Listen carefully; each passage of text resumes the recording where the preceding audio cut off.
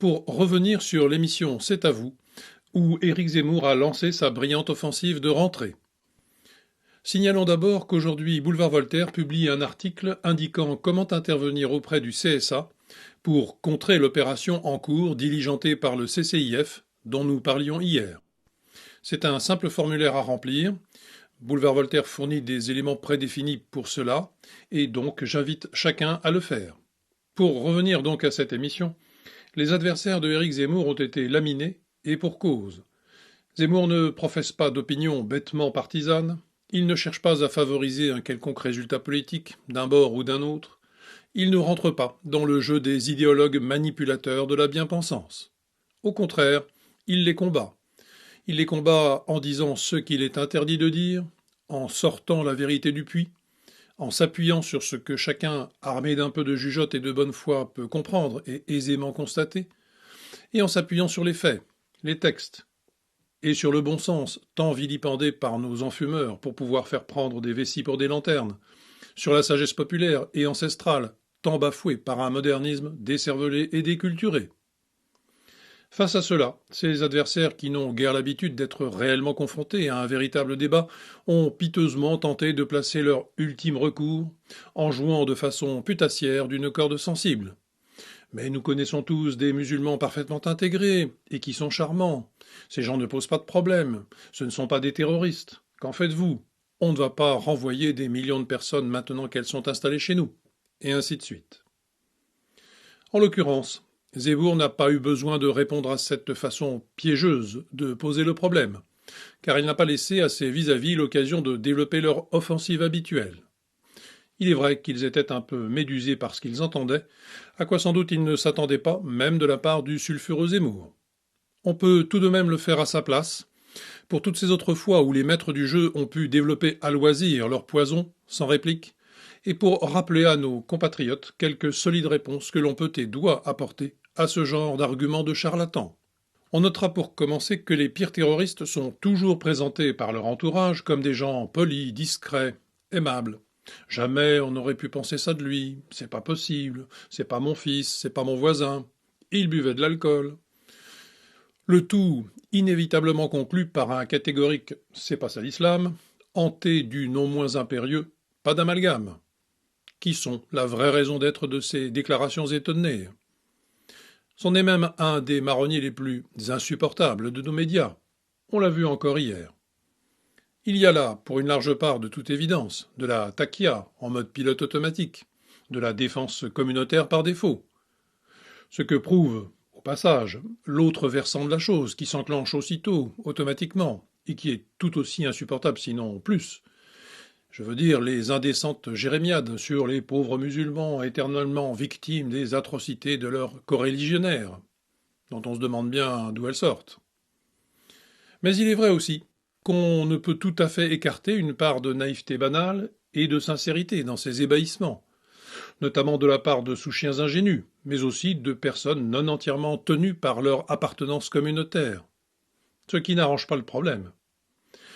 Si, chaque fois qu'il y a terrorisme islamique, le terroriste était jusque-là quelqu'un de sociable et gentil, il y a de quoi s'inquiéter, et de quoi perdre raisonnablement, si ce n'est toute confiance, au moins une confiance aveugle. Un cas individuel n'a jamais été une preuve de quoi que ce soit, en aucun sens. Un contre-exemple, invérifiable qui pisait. Combien de menteurs n'avons-nous pas vu défiler devant nos écrans ou dans nos vies? Un tel cas ne saurait renverser une loi générale, car il ne s'agit pas là de sciences dures, mais de réalités humaines et culturelles. D'autant plus que des personnes détachées de leur appartenance communautaire, cela se fait de plus en plus rare, tant le phénomène a pris de l'ampleur, mécaniquement, avec l'arrivée ininterrompue et massive de nouveaux migrants en provenance des mêmes aires civilisationnelles, et tant il a pris des formes de plus en plus contraignantes, avec notre bénédiction, quand l'éducation à la liberté sur nos terres aurait dû activement et avec volontarisme puissamment le réduire, avec l'exigence indispensable et légitime d'une assimilation réelle et définitive par là-dessus. Notre laisser-faire irresponsable, notre oubli de nous-mêmes, séduits que nous étions par les babioles modernistes et la camelote technique, la fascination pour les images fausses et la publicité, les marchandises en toc, et le tout à l'égout intellectuel de prétendues élites tapageuses et parvenues, les attraits de la facilité et de la vulgarité racailleuse, et tant d'autres signes de déclin. Tout cela nous a grand ouvert la voie des poubelles de l'histoire, en passant par la case remplacement au mieux, élimination sordide au pire, et sans doute un peu des deux. Dans tous les cas, par ceux que nous avons généreusement accueillis et couverts de facilités sociales comme nos aïeux et plus encore les leurs n'en ont jamais connu, cela, faut-il le rappeler, sans jamais le choisir ni le vouloir, mais en subissant un diktat oligarchique. Naïveté feinte ou pas, en tout état de cause, l'image donnée par une personne qui pisait, filmée, scénarisée, embauchée dans le spectacle télévisuel est un leurre, elle ne vaut rien. Et la connaissance vague et très limitée que chacun peut avoir de ses voisins ou connaissances ne vaut pas mieux. Elle ne dit rien du réel. On regrette d'avoir à rappeler pareille banalité. On notera ensuite, s'agissant de la dite impossible remigration, on ne va pas renvoyer tous ces gens, ils sont trop nombreux, etc., que l'histoire est remplie de tels mouvements correctifs de population, au gré des nécessités politiques et des logiques civilisationnelles, voire de nettoyages ethniques, comme l'on dit avec horreur pour les discréditer, alors qu'on n'a pas hésité à les organiser en cas de besoin, quel qu'en soit le prix criminel, et tout récemment encore. Confère l'ex-Yougoslavie par exemple. On rappellera aussi aux cervelles de colibri que les Français en ont subi un, massif, expéditif et atroce dans ses modalités, il y a à peine quelques décennies seulement.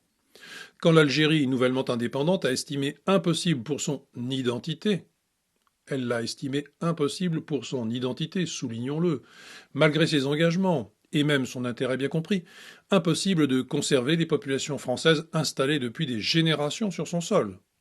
Donc qui était, au regard des critères actuels, et selon l'expression consacrée, tout aussi algérienne que vous et moi, avec en sus la qualité insigne d'avoir créé de toutes pièces ce pays, et non seulement de l'avoir rebâti, après les Romains, 3 petits points de suspension, et l'avoir développé de façon inouïe, formant une rente que n'ont pas fini encore de dilapider leurs dirigeants actuels, tout comme leurs prédécesseurs.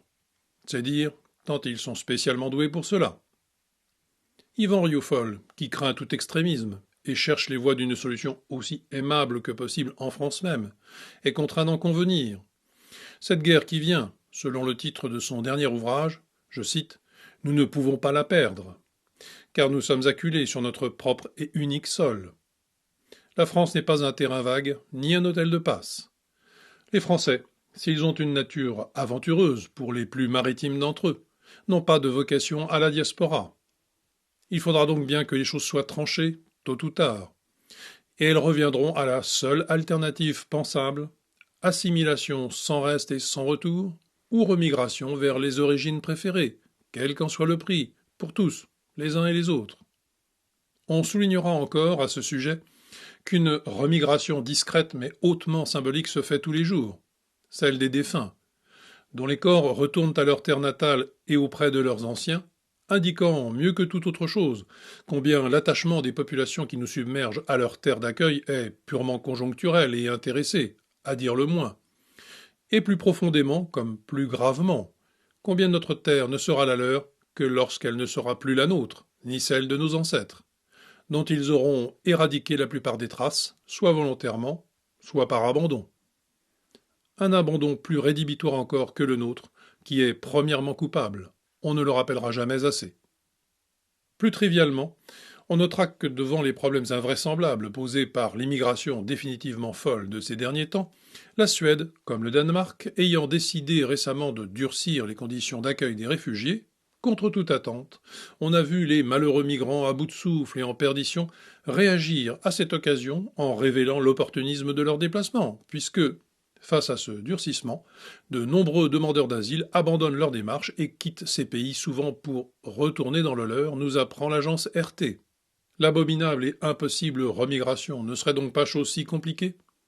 Elle est en tout cas préférable au pire du pire qui se profile à l'horizon, un horizon qui se rapproche désormais à grande vitesse. Enfin, venons-en au plus dur à admettre pour nos bisounours et autres camés de l'humanisme dévoyé, qui est aussi le plus difficile à penser pour nos concitoyens inexpérimentés, mais que le réel soigne en ce moment à grande vitesse. Malek Shebel, pourtant maître en fumeur avec ses manières doucereuses, l'a dit, je cite, « L'islam apolitique de nos grands-parents a perdu ». Où donc sont passés les bobards rassurants du sieur Shebel sur l'islam et sa civilisation? Et pourquoi donc a-t-il perdu cet islam à l'ancienne? Réponse. C'est une question de rapport de force, qui est d'abord une question de rapport de force démographique, et rien d'autre. L'islam est intrinsèquement politique, conquérant, totalitaire. Ceux qui, après avoir subi sa conquête, l'ont acclimaté bon an mal an, en s'appuyant sur leurs racines plus anciennes ou sur une culture préalable que l'islam n'a pas réussi à totalement éradiquer, ceux-là ont toujours perdu, et ils perdront toujours. Autrement dit, pour en revenir au véritable bon sens, aux bonnes idées reçues, qui sont le fruit d'une longue expérience collective, qu'il n'y a pas de musulmans modérés, seulement des gens modérément musulmans, comme le constate M. Shebel lui-même. D'autant plus, faut-il hélas ajouter, quand le terrain a été labouré, et pas seulement par Daesh ou les salafistes, par nos propres médias, qui, depuis des années, n'ont cessé d'accuser leur propre peuple de tous les maux, de le culpabiliser, de vanter à son encontre la merveilleuse diversité, et de la victimiser, elle. Bref, de jouer le rôle de la funeste radio des mille collines dont on sait ce qui a résulté de son incessante action au Rwanda, comme le souligne si bien Antigone dans son livre Apparaître, l'assassinat de la France expliqué à ma petite fille. Voilà ce que ne savent pas encore assez nos concitoyens, et qui est difficile à dire. À qui me le contesterait?